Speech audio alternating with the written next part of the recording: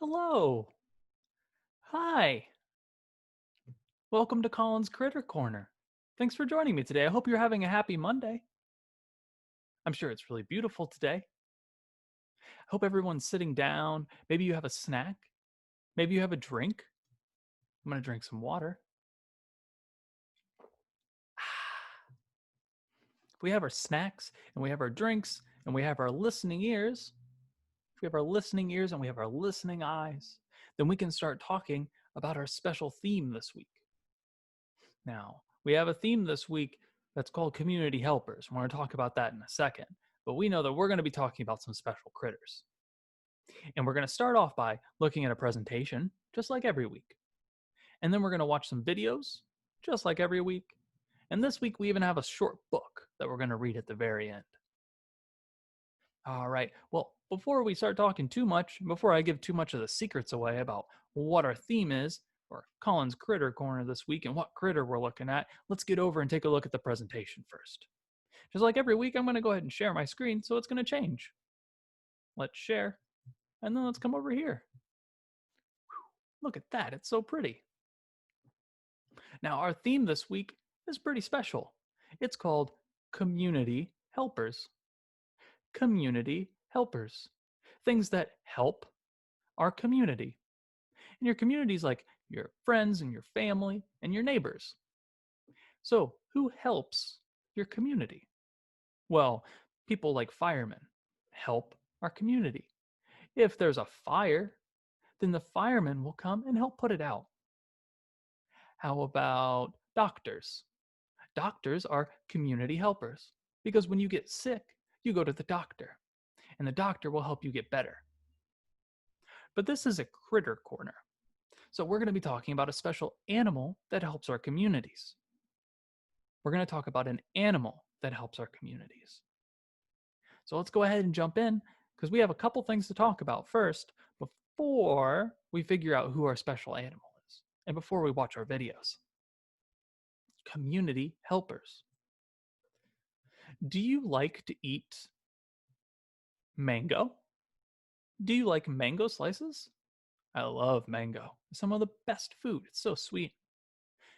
Do you like to eat chocolate? I'm sure you love to eat chocolate. Almost everyone loves to eat chocolate. You just might not have it as often as you want. How about avocado? Do you like to eat mango, chocolate, or avocado? Some of you might be eating mango, chocolate, or avocado right now. I had chocolate just earlier today, and I might have some avocado later. But what about drinking? Do you like to drink tea? You might be too young to drink tea because it has caffeine, but who knows? Maybe you like to drink tea, maybe iced tea on a hot day. If you like to drink tea, or what about milk? You're definitely not too young to drink milk. Do you like to drink milk or apple juice? Apple juice is a classic kid drink, and even adults love it too. I would love to drink some apple juice. Do you like to drink tea, milk, or apple juice? Some of you might be drinking milk or apple juice right now. But we have a very special friend to thank for your apple juice, or for your milk, or for your mango, or for your avocado. We have a very special friend to thank for those things that we eat and drink. And this friend is our special community helper that we're talking about today. I wonder who our special friend that we need to thank is. Who do you think it is? Who do you think helps us eat chocolate and drink apple juice and milk? Who do we have to thank? Hmm, who do we have to thank? How about beautiful bees? Beautiful bees. Bzz. They might be looking at this picture and thinking, bees? How do I thank a bee for helping me drink apple juice? Well, it's pretty easy, and let's talk about it here in a second. But we have to talk about kind of a complicated idea first, because bees are pollinators. Bees are pollinators. And pollinators is a special job.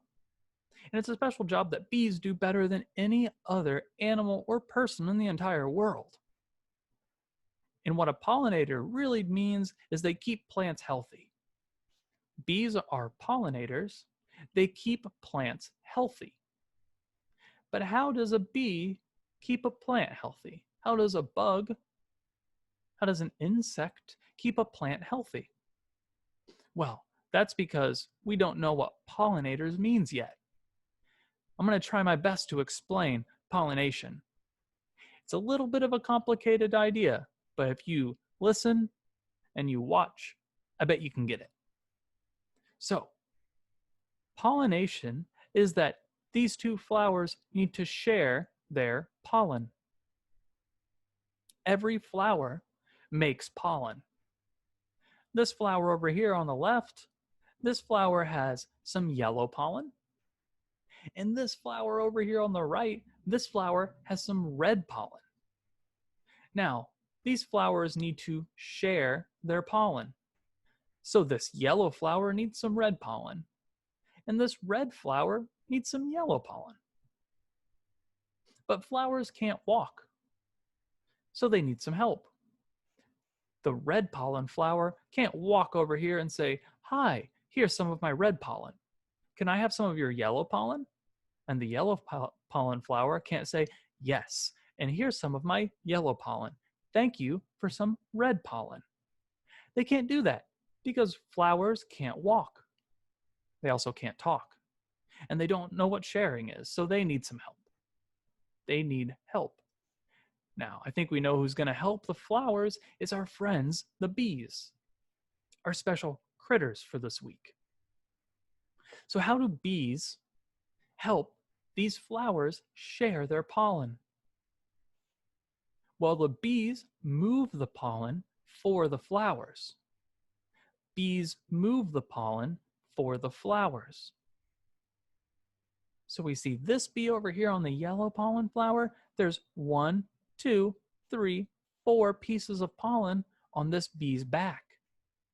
The same thing's going to happen over here with this bee.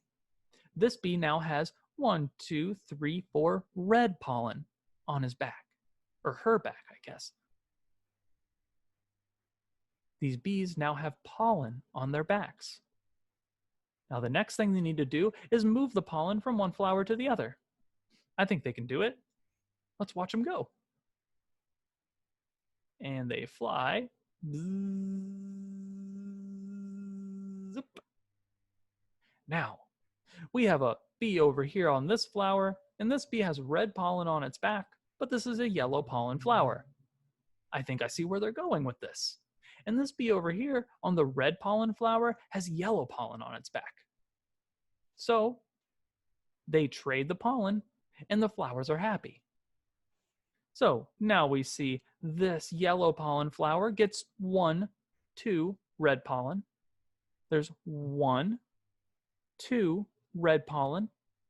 And this red pollen flower gets 1, 2 yellow pollen. The bees exchange it with the pollen they were carrying on themselves. So now this bee has red and yellow pollen, and this bee has red and yellow pollen, and both of the flowers have shared their pollen. It's really just a movement. The pollen needs to go from one flower to the other flower. They switch. And that makes the flowers healthy. Without it, the flowers would get sick. They always need to share their pollen back and forth with each other. And that's where the bees help out. Because the bees have a pollen party. A pollen party. Pollen parties seem like a ton of fun. Now, I wasn't just using yellow circles for the pollen last time because I thought it was cute. Because look at this bee. You see all these little yellow circles? There's so many of them. There's more than I can count. All of these little yellow circles on this bee's hair are all little pieces of pollen. So if we look at this bee over here on the right, This bee is digging and rooting around in that flower, and it's covered in little yellow dust. All of the little yellow dust on that bee is pollen. So this bee is all covered in pollen and is moving the pollen from one flower to the other. That's the same thing this bee is doing. So the bees will jump inside of the flowers and they'll rub themselves around because they like to drink the sweet nectar in the flowers and they think the flowers are really pretty. Then they get covered in yellow pollen. They get covered in yellow pollen and they move from one flower to the next flower. All right, we're going to use this as an opportunity to watch our first video. All right, our first video here. Now, these bees are going to go out on their special mission for today. They have to go out and pollinate some flowers. Now, these are flowers for almonds. Almonds, the nuts that you eat. And we can see these little bees, and they're crawling around inside of the flower, getting covered in little pollen circles. Now, they need to move it from one flower to the next flower, remember? So this bee flies from this flower and goes over here to pollinate another flower. The bee comes back, and now the bee is in this flower, and the bee moves over to this flower, and then there's one more flower, and the bee flies up to that flower. Now that moved pretty fast, but that's the same thing we talked about just a little bit ago. The bees move from one flower to the next flower. Let's watch it one more time. Now watch this bee right here. This bee, she's gonna fly to 4 different flowers. She started at 1, she flew to number 2, she's coming back to number 3, and number 4. Oh, she might even do a 5th flower. 5 flowers. That was 5 flowers in like 20 seconds. So that is called bee pollination. The bees fly from one flower to the next one, and they get covered in little pieces of pollen, and it falls off as they move from flower to flower. And that's what makes them such good community helpers. That's what keeps the flowers healthy. That's so cool. They have little jobs, and they're jobs that we can't do, and they do it so well. They do it so well that some farmers keep pet bees to pollinate their apple trees. We had talked about apple juice before, and you get apple juice from apples. That makes sense. But this farmer down here, she's planting some new apple trees while her bees are flying from their home and buzzing up and helping to pollinate the apple tree. Now, without the bees' help, the apple flowers would never turn into full apples. You could never eat an apple if you didn't have bees to help pollinate your apple trees. That's why apple farmers like to have bees around. They love bees. Bees are their best friends. And it's because without them, they would never get any apples. And then you would never get to eat any apples, and that would be a shame. I'd hate to never be able to eat an apple again. That'd be a big bummer. Looks like all the bees are going over into this little home over here. I wonder what their home looks like. Let's leave these bees up here to pollinate the apple tree, and let's jump down here and take a look at the bees inside of their home. Let's look inside this home for bees. Let's look inside this home for bees. Let's see what it looks like inside, all right? Whoa. Now, he's probably a farmer. Maybe he has apple trees. And this is a honeycomb. And this honeycomb is inside of the bee's house. And look at all these bees. There's so many, I can't even count them all. There's more down here. Bees live in, let's move it down. Bees live in big families. They live in big families, and their home is called a hive. Bees live in big families. Their home is called a hive. So, if we jump back over, this is the beehive. That's the home that they live in. And this is one giant bee family. All of these bees are related to each other. They're all sisters. And they all live inside of the same hive. Now, this farmer's wearing a special suit. Why do you think the farmer needs to wear a special suit to take these bees out of their hive? Why would you need to cover your arms and your hands and your face? Hmm. Well, it's because bees can sting. Bees can sting. So, even though these bees are doing a good job and they like to pollinate the trees and they like to be helpers for the farmers, they still might sting if they get scared. They're still bees. So remember, always leave bees alone. They're all out working. They're helping to pollinate flowers and trees and making sure that you can get apples and avocados and special things to eat. So if you see a bee, leave it alone. You can say thank you, just say it from afar. Unless you have a very special suit and some special adults to help you. But you probably don't. So stay away and don't touch. We don't touch bees. We leave them alone. All right. Their beautiful honeycomb hive. I always liked how honeycomb looks. It's so gorgeous. Honeycomb hive. Let's look at a video of hundreds of bees making honey in their honeycomb hive. It's our next video that we get to watch today. Whoa. Look at all these bees. How do they even move around in there? This is a honey bee hive. Look at them all. They crawl around, they go inside of their little holes. And these are all part of one big family. These are actually all sisters. Every bee that you see is a girl, and they're all related. They're all sisters to one another. They just move so fast. They move so fast. But I think they're super cool looking. Nothing else moves and works quite like a bee does. So this is a honeybee hive. This is a honeybee hive, and it's where they live. Look at them all go. Bees live in big families. Their home is called a hive. Their hive makes honey. We talked about them being honeybees, and they're called honeybees because their hive makes honey. Seems pretty straightforward. You probably love honey. I love honey. I put honey in my tea. I put it on bread and peanut butter sandwiches. And the only way that we can get honey is from bees. We can't even make it ourselves. We need bees to make the honey for us because they're so good at it. It's another way that bees help our community. So, just remember, the next time you eat an apple, next time you're eating an apple, or smell a pretty flower, the next time you eat an apple, or smell a pretty flower, just remember that we have to say, thank you, bees. Thank you, bees. Thank you for helping us eat apples and honey and drink tea and milk and all that kind of good stuff. All right, we're going to end today by reading a book.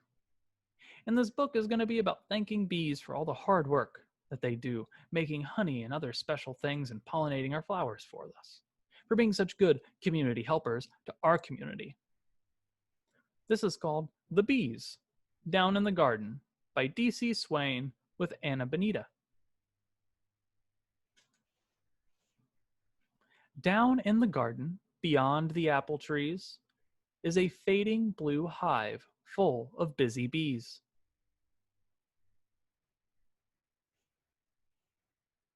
Basking in the warmth of mid-morning sun, the hive is alive with a great buzzing hum. Oh, this bee's just waking up for the day. This bee's doing some stretches. I bet they're getting ready to go out and do some hard work. With a stretch of the legs and a flutter of wings, the bees set out to do all manner of things. Oh, this bee's probably pointing them over to some good flowers, I bet. Bees are heading out of their hive and they're going out to do some work. Flying up high in the clear morning air, They search for fun and mischief wherever they dare.